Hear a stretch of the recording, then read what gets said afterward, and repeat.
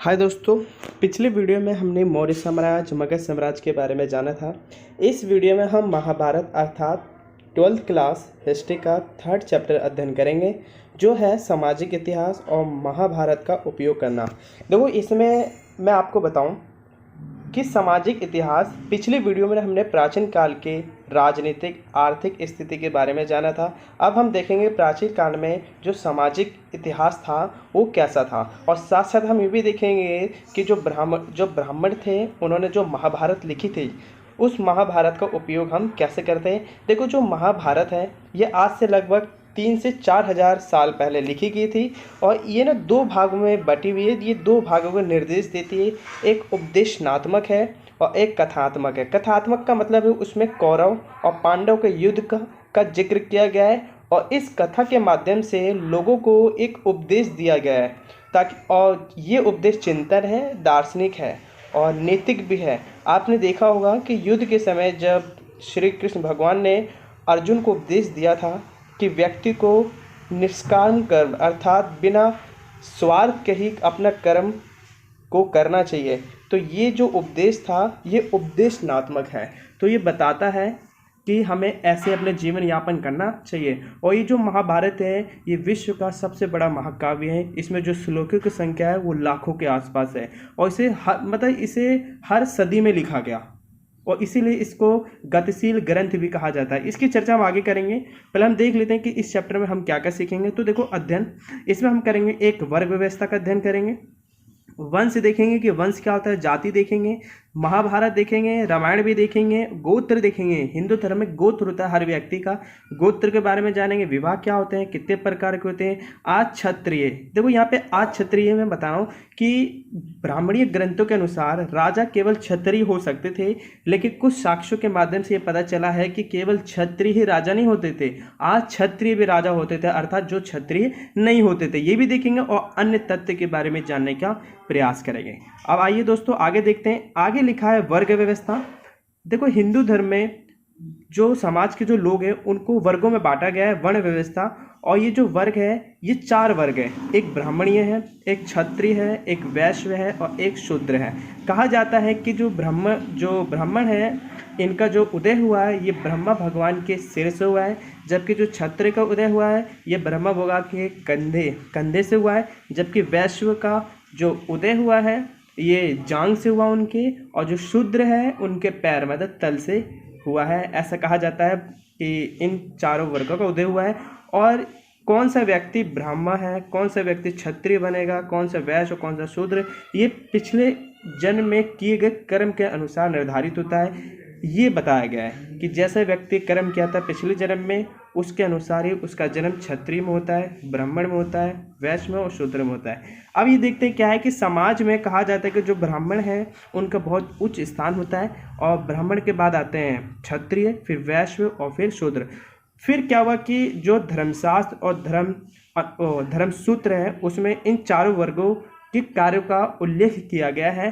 जो धर्मशास्त्र और जो धर्मसूत्र थे वो ब्राह्मण द्वारा लिखे गए ग्रंथ थे। इसमें इन चारों के कार्य बताए गए जिसे आदर्श जीविका कहते हैं। याद रखना, मैं यहाँ पे कह रहा हूँ आदर्श जीविका। तो इनके कार्य क्या थे, तो देखो इनके कार्य नीचे दर्शाए गए हैं, और वो जो कार्य है वो ये है कि जो ब्राह्मण थे इनका जो कार्य था वो अध्ययन करना था, वेदों की शिक्षा लेनी थी, वेद और यज्ञ करना था और करवाना था, दान दक्षिणा लेनी थी, ग्रंथ लिखना था। ये सारे काम ब्राह्मण करवाते थे। ये नियम कायदे बनाते थे समाज में उस समय में।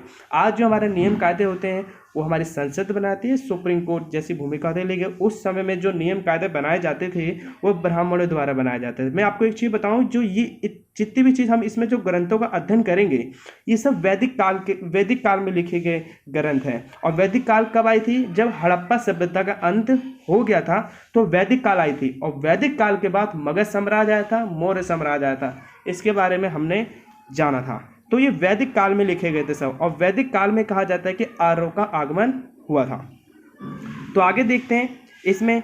अब इसमें लिखा है कि जो क्षत्रिय थे इनका काम क्या था, ये युद्ध करते थे, यज्ञ करते थे, करवाते भी थे, न्याय करना मतलब प्रजा में जो लोग थे उनकी रक्षा करना, और दान दक्षिणा देते थे ये क्षत्रिय। और ये क्षत्रिय राजा हुआ करते थे। जबकि वैश्य क्या होते थे, ये क्षत्रिय के बाद आते थे, इनका स्थान था, इनका काम था व्यापार करना, खेती बाड़ी करना, दान दक्षिणा देना, पशुपालन करना और राज्य को कर देना। ठीक, जबकि शूद्र जो थे इनका केवल एक ही आदर्श जीविका का उल्लेख धर्मसूत्र और धर्मशास्त्र में किया गया है, तीनों वर्गों की सेवा करना। जो ये तीन वर्ग है ना, जो ब्राह्मण है, क्षत्रिय, वैश्य, ये केवल इनके अंडर में ये काम करेंगे, बस इनकी सेवा करेंगे, बस इनका यही कार्य होता था। ये वर्ग मतलब इनके कार्यों को बांटा गया था। आगे एक वर्ग और था, और वो जो वर्ग था वो था चंडाल वर्ग। देखो क्या हुआ कि जो वर्ग इन चारों वर्गों में नहीं आ पाए, जो लोग इन चारों वर्गों में नहीं आ पाए, उन लोगों को चंडाल वर्ग में घोषित कर दिया गया। जो लोग जंगलों में रहते थे, आपको पता होगा कि जो एकलव्य थे महाभारत में, जिन्होंने द्रोणाचार्य को अपना अंगूठा दे दिया था गुरु दक्षिणा के रूप में, वो भी चंडाल वर्ग में ही माने गए थे। और कहा जाता कि जिनका निर्धारण नहीं हो पाया चार वर्गों में, तो उनको अस्पृश्य कहा गया, जिनको चंडाल वर्ग में डाल दिया गया। देखो इनका स्थान क्या था, ये चार वर्गों से परे थे, और इनका स्थान क्या था, ये बहुत ही नीचे स्थान बन गए। मनुस्मृति एक ग्रंथ है, और इसमें मतलब स्मृति इसमें बता रखा है इनके कार्यों के बारे में। क्या बता रखा है कि इसमें बता रखा है ये गांव से बाहर रहते थे, लोगों की नज़रों में नहीं आते थे, क्योंकि इनको अशुभ माना जाता था इनको देखना। मृत लोगों के कपड़े पहनते थे, उनके बर्तनों का उपयोग करते थे, और देखना अशुभ माना जाता था, इनको देखना अशुभ माना जाता था। एक कहानी ये भी बताई गई है कि एक बार ब्राह्मण की एक पुत्री ने गलती से चंडाल वर्ग को देख लिया, तो क्या हुआ कि उस ब्राह्मण ने उस पुत्री का विवाह चंडाल से करवा दिया। तो देख सकते हो कि क्या स्थान था चंडालों का, मतलब देखना अशुभ था। उस स्त्री ने गलती से क्या देख लिया और दान दक्षिणा क्या दे दिया उस चंडाल वर्ग को, तो जो थे उन्होंने उस स्त्री का विवाह चंडाल से करवा दिया और उसको बाहर मतलब गांव के बाहर भेज दिया। कहा जाता था कि जो ये चंडाल वर्ग थे, जब ये गांव में प्रवेश करते थे खाना वाना लेने के लिए, तो ये करताल बजाते थे, टाइप का ढोलक होता था, वो करताल बजाकर आते थे, ताकि गांव के जो और लोग हैं उनको पता चल जाए कि हाँ भाई यहाँ से चंडाल वर्ग आ रहा है। इसलिए वो क्या होते थे, वो दुपक जाते थे इस अशुभ से बचने के लिए, उनसे देखने के बचने के लिए, तो इसलिए करताल को बचाया करते थे। तो ये चंडाल वर्ग था। अब आगे देखते हैं गोत्र। देखो हिंदू धर्म में हर व्यक्ति का एक गोत्र होता है। अब ये गोत्र क्या है, देखो ये गोत्र एक ब्राह्मणीय पद्धति है। ठीक, हिंदू धर्म में सभी लोग एक वैदिक ऋषि से जुड़े होते हैं। कहा जाता है कि जो हिंदू धर्म में जो लोग हैं वो एक वैदिक ऋषि से जुड़े हैं और वो उसके वंशज माने जाते हैं। उस वैदिक मतलब वो जो वैदिक ऋषि होते हैं उसके वंशज माने जाते हैं, और उस वैदिक ऋषि का जो नाम होता है वही उनका गोत्र होता है। अब ये गोत्र के कुछ नियम होते हैं हिंदू धर्म में, अब वो क्या है देखते हैं।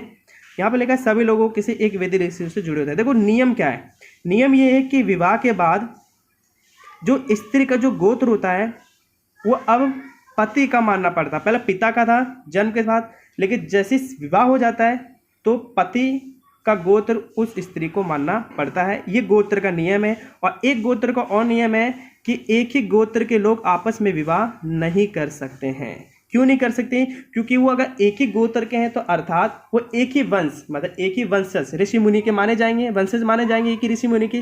और जब एक ही ऋषि मुनि के ये वंशज माने जाएंगे तो वही क्या होंगे, वो भाई बहन कहलाएंगे। तो इसलिए एक गोत्र में विवाह मतलब गोत्र में विवाह नहीं हो सकता है, ये नियम है गोत्रों का। अब आगे देखते हैं, एक है वंश। अब देखो ये जो वंश है,